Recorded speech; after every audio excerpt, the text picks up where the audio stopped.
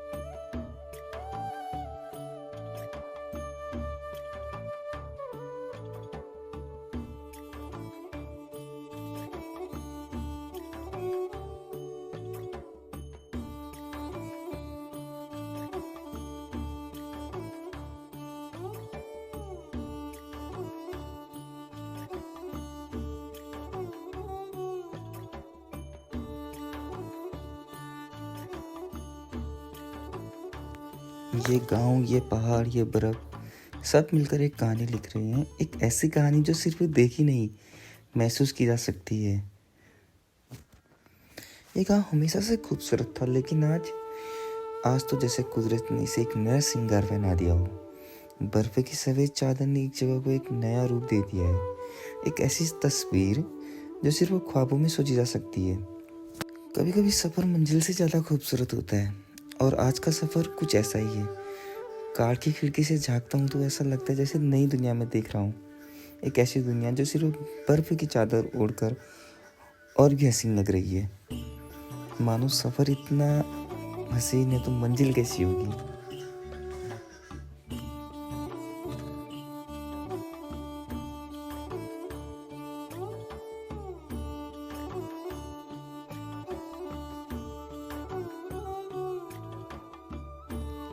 ये रास्ते पर गिरती बर्फ़, पेड़ों की शाखाएं जो ठंड से झुक गई हैं और दूर तक फैली है सफ़ेदी। सब कुछ जैसे एक कहानी सुना रहे हैं। ये सिर्फ एक सफ़र नहीं, एक एहसास है। फाइनली मतलब है आज का दिन, ये अभी हम विनायक तोली, आज एकदम प्लान बना था हमारा यहाँ आने का। तो अब आपको दिखाता हूँ, नज़ारे दिखाता हूँ, थोड़ा ठंडा बहुत है इधर। ये रहा,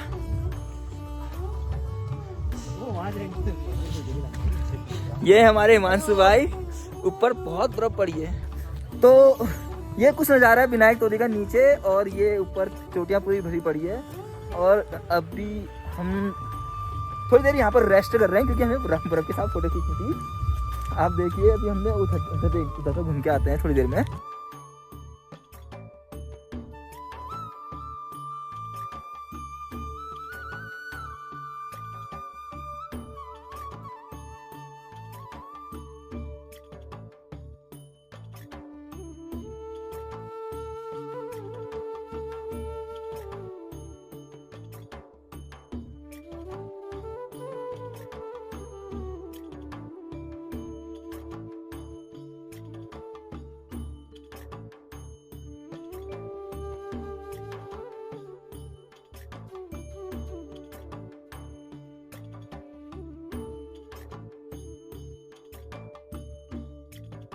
अब थोड़ी देर आगे जाते हैं, आगे और बर्फ पड़ी है, वहाँ देख के आते हैं कैसा है।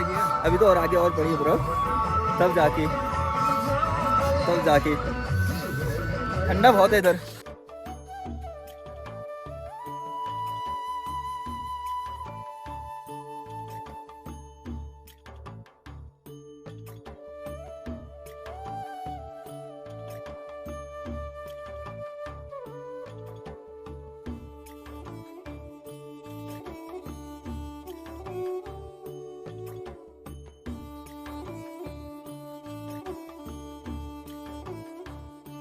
ये जगह दिखने में शांत है, लेकिन यहाँ एक कहानी चल रही है। एक कहानी जो भेड़ पालन से जुड़ी है, एक कहानी जो पहाड़ों के जीवन का एक अभिन्न हिस्सा है। अब जैसे जैसे हम आगे जा रहे थे तो बर्फ़ से रास्ते ढकते जा रहे थे। अब हमें जाना था विनायक टॉप पे, वहाँ पर एक होटल है जहाँ पर हमने खाना खाना था, क्योंकि उससे आगे गाड़ियाँ हमारी जा नहीं पा रही थी क्योंकि रास्ते ढके होने से रास्ता जाम हो चुका था। तो अब बस मंजिल पास थी।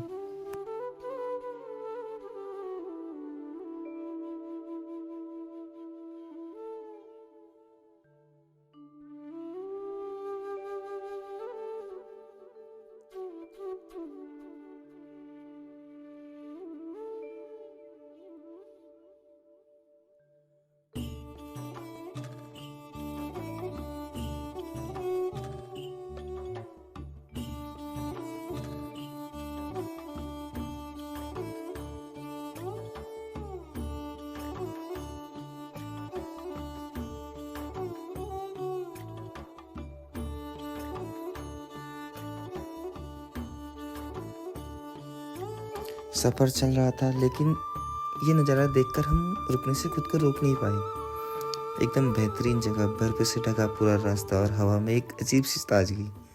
सोचा बर्फ़ को थोड़ा हाथ से लेके भी देखा जाए। तो थोड़े से ब्रेक के बाद हम रुके यहाँ पर क्योंकि कभी कभी छोटे ब्रेक की ज़िंदगी की बहुत बेहतरीन याद बन के रह जाते हैं। तो फाइनली हम विनायक के टॉप पे हैं। अभी हम आपको पहाड़ दिखाता हूँ, पूरे बर्फ़ से ढके पड़े हैं यहाँ। और हम लोग ऐसे आए थे, मतलब हमारा प्लान ही था यहाँ आने का, पता नहीं क्या प्लान बना एकदम से कि हम यहाँ को आ पड़े। प्लान तो एकदम ही बनते हैं। और हाँ, वैसे कहा जाता है कि एकदम प्लान बनते हैं ना वो सक्सेसफुल होते हैं, वरना अगर पहले से करो ना वो कभी सक्सेसफुल नहीं होते। बस वही चीज़ है। तो मैं आपको बर्फ दिखाता हूँ कितनी बड़ी।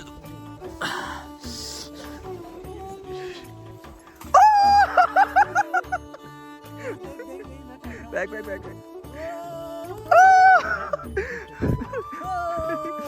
और बर्फ इतनी तगड़ी है इधर।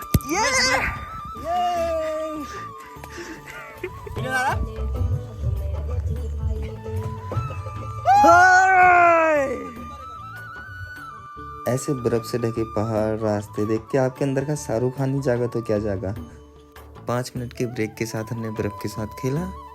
तो रास्ता थोड़ा टफ हो रहा था क्योंकि अभी हमें आगे जाना था जहाँ होटल था, जिसका जिक्र मैंने थोड़ी देर पहले किया था।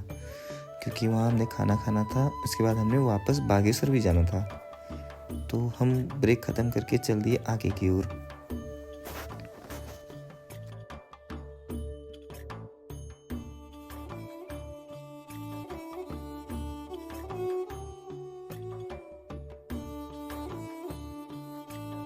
कहते हैं बर्फ़ पे गाड़ी अपने आप फिसलने लगती है, बस हम उसी चीज़ को देख के अब धीरे धीरे आगे को बढ़ रहे थे, क्योंकि पूरा रास्ता जो था वो बर्फ़ से ढक चुका था और रास्ता उतना सही भी नहीं था, क्योंकि पूरी मिट्टी वाली सड़क थी, पक्की सड़क नहीं थी, तो कहीं पर गड्ढे कहीं पर कुछ थे। भीग गया हूँ पूरा यहाँ पर बारिश में, सब भीगे पड़े हैं, यहाँ बर्फ से पूरा भरा पड़ा है। अब हम खाना ना खाते हैं, थोड़ा हम विनायक। तो फाइनली अभी हम खाना खाएंगे थोड़ी देर में। ये वो होटल है विनायक। ठीक है रुको भाई, बारिश भी अच्छी लग रही है और ठंडा भी हो रहा है, हाथ पैर ऐसे कांप रहे हैं, तो हाथ लाल हो गए हैं पूरे। और बर्फ देखिए कितनी तेज है यहाँ पर को, और बारिश भी साथ में लगी पड़ी है। तो अभी हम विनायक पहुँचे हैं, विनायक टॉप पे। यहाँ देखें, यहाँ से पूरा ऊपर का रास्ता बर्फ से ढका पड़ा है।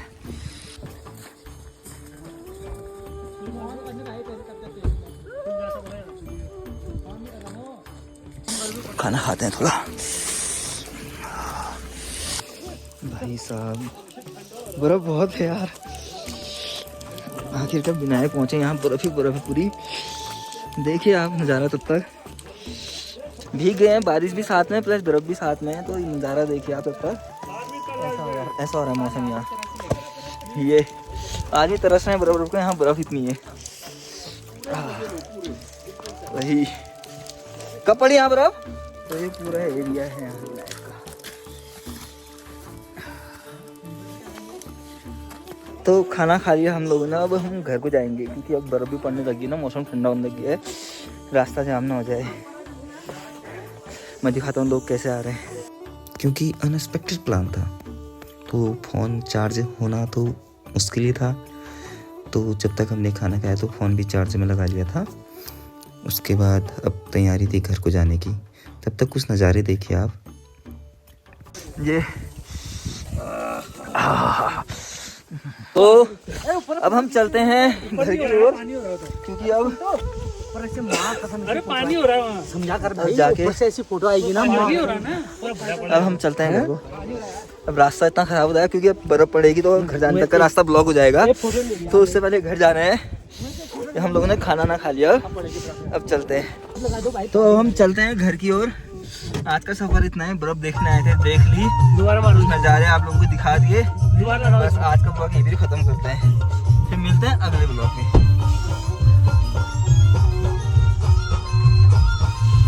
अब वक्त तो हो चुका है वापस लौटने का, लेकिन ये खूबसूरत मोड़ हमेशा याद रहेगा। आप भी कभी सफ़ेद चादर में लपेटे पहाड़ का मज़ा ज़रूर लीजिए, क्योंकि कुछ नज़ारे सिर्फ देखने के लिए नहीं, महसूस करने के लिए भी होते हैं।